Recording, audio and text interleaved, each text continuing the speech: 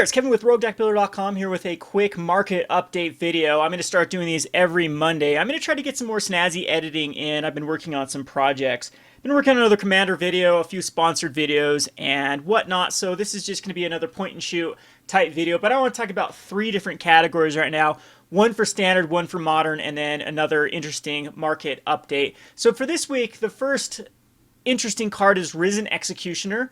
If you may have noticed, this card spiked from quite a bit, from down to $2 into $6. It was a card that I spec'd into back in Dragon's Tarkir. It's one of my latest, I guess, just strategies is during when a set is heavily drafted to pick like one mythic and spec into it, one that I think has most potential. I've had some huge misses on mythics. I spec'd a lot into Underworld Cerberus. I bought over, man, I was over like 50 copies of Underworld Cerberus, and it never did see play in the next standard rotation. I really thought the card was really, after especially Desecration Demon getting out of the format, I thought that Underworld Cerberus had some potential in the new standard metagame, but it was just in a color combination that did not fit, or with so many exile type factors, the card couldn't fit. So it was a big miss on the Underworld Cerberus. I'm glad that I did spec into Risen Executioners. I actually bought these in at, I think, $1.20 a piece is when I got into them, because you can find the lowest vendor on TCG Player. A lot of times will be like 50, 60 cents lower than. Another good strategy on TCG Player is to click off the item plus shipping and then just click on item price only, and then you'll see a bunch of copies for like a high shipping, like $3 shipping and handling, but they'll be selling like 40 copies, for example, and then per card the shipping will be a lot cheaper than if you were buy just singles from the vendors with like 50-cent shipping or free shipping with like a little bit higher of a price. So that's when I got into Risen Executioner. I think I bought like 12 of these, so it's paid off nicely. But the reason behind the spike is we're going into a very, very heavy graveyard-based strategy. Of course, with Jace, Vryn's Prodigy, and now the Mindbreaker Demon in the format, with a lot of other looting type cards and madness, as well as now we know we're going to have a zombie theme. Risen Executioner fits perfectly in spec cards. People are thinking this card is going to be great in the Shadows over Innistrad Constructed. This is a 4/3. You can reanimate it for paying one more for each creature card in your graveyard, and then other zombies get +1/+1. So not a bad card whatsoever. That we've already had some nice zombies spoiled in the format, and I think that $6 is probably the right call. Dragons of Tarkir is a very expensive set, so there's not a lot of cards that can continue to spike. Like what happens with a standard set that's still in print, if the estimated value of a booster pack ever gets above where it is worth it for vendors to open, they'll just start opening packs and selling the singles. So right now we have a lot of rares that are over $10, which is just really crazy for a set in Dragons of Tarkir. Let's just pull it up real quickly and look at it. You have Collected Company at $19 or $18, continuing to go up. You have Kolaghan's Command at $19.50, Atarka's Command at $13, and some of these other rares like Den Protector sitting at $8, and then a bunch of mythics right around the $10 mark. So you can see the estimated value of a set is around $218, which is extremely high for a standard set. And so I just don't know if there's much more room for cards like Risen Executioner to actually go up. We could also see Thunderbreak Regent and Secure the Waste and a lot of these other cards from the set become format staples in the next set and actually go up. So I think that right now is a decent time to get out of Risen Executioner. I have a hard time seeing it go over, like $10. I mean, I guess there isn't any mythic that is too crazy. I'm not liking Deathmist Raptor in the next set because of I think that the Exile is still going to be quite the theme. We still have Silk Wrap in the format. But so just keep an eye out on the Risen Executioner. And if you have any copies, I think that right now is a great time to get out of them. They're still wanted like crazy on Pucatrade. There's a lot of activity on TCG Player and eBay for them. And so if you have copies of these lying around, I think I'm going to get rid of every one of mine except for 2 play sets of Risen Executioners. And there's just a saying in finance and in the MTG market that you'll leave the next like 25% for someone else. And I think that that's really only legitimate. What we could see is maybe this going from $6 to $8. Maybe even if it goes to $6 to $10, I think it's safer than this seeing not any play and going back down to $2. I do like Risen Executioner for the long haul. It goes in a lot of EDH decks. I have it in a few of my Basically, every zombie tribal deck I've ever built has a Risen Executioner in it. It's really good with cards like Buried Alive or Corpse Connoisseur that can get it into the graveyard. Anyways, we'll go back to my next pick, which is a modern pick, which is Legion Loyalist. If you saw my playing on a budget a week ago, a little over a week ago, I played Goblins, and they're calling it 8 Bushwhack Goblins. You play the 8 Bushwhacker, the Goblin Bushwhacker and the Reckless Bushwhacker, and it's incredible aggro. I was able to push through like a Martyr proc deck. I was able to beat a Martyr proc deck. I was able to beat another life gain deck too. I don't think that the Goblins does well against Soul Sisters. Our champion is just a boss versus any red aggro deck. But against the non-traditional, like not huge life swing, or like it can easily push through Kitchen Finks and Siege Rhino, these type of decks. And I think there's a lot of more room to grow on the Goblins deck. We'll just pull it up here. You can see the Bushwhackers have all gone up in price. The Goblin Bushwhackers are almost up to, oh, they're over $1 now. That's interesting. Yeah, they've really spiked in price as well. I think this is twofold. I'm going to talk about this later, why I think that getting into Pauper cards is a great spec. But Goblin Bushwhacker is another card that you can go and check your comments to see if you have any of these.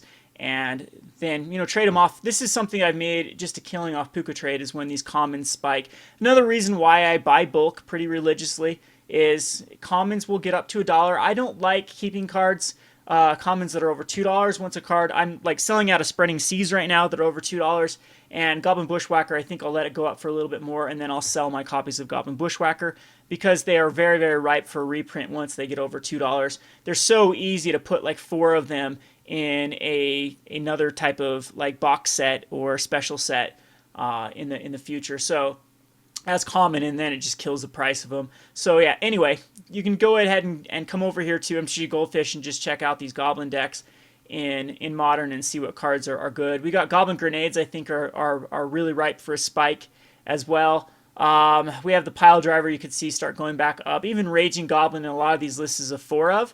And it's definitely the budget replacement for the Goblin Guide. It's another haster. You definitely want haste cards in this deck to really get the Pile Driver online. So definitely check out your Legion Loyalists and Goblin Bushwhackers, and even your Reckless Bushwhackers. You might want to hold on to those for a while. Foundry Denizen was printed in 2 sets, so I'm not sure how well this card is able to grow, as it was in both Gatecrash and M15. But foil copies of these are always nice to pick up. My last category I want to talk about is Pauper. Pauper is going crazy, and if you look over at MTG Goldfish, they actually have a Pauper tab. You can come here and you can look at Pauper price increases. I highly, highly, highly, highly, highly recommend starting to put together some Pauper lists. There's been rumors that Wizards is going to start supporting it on paper. There's a huge call for it. I myself am not the greatest fan of Pauper. I will be playing a video series of Pauper this week for a sponsored video, and so just be looking forward to that. And not quite sure what I'm going to play right now, but I think that if we just click on any of these random cards, so let's click on Ancient Den, and you can see from Battle for Zendikar, the card has gone up 70 cents from $1.40 to $2.10. And I'm pretty sure if we click on any of these, they're going to follow suit. I think Spreading Seas is more of this. The Merfolk is a really good deck versus Eldrazi. That's probably why Spreading Seas has gone up. But any of these you can just click on randomly, and these cards have just gone crazy. Disfigures, it's a card that's used quite a bit. Let's just go over here. One of the good things about MTG Goldfish is you can go over to Format Staples and then go into Pauper, and you can actually see all the cards that are used in Pauper. I think Prophetic Prism's probably been printed too many times for it to get a huge spike in Pauper, but you never even know. A card like this could easily go up. But Mole Drifters have seen some action. This card continues to get printed and still goes up. It's gone up a healthy 10 cents, which is huge for a card. That's like a $3 card going up to a $4 card. From 30 cents to 40 cents.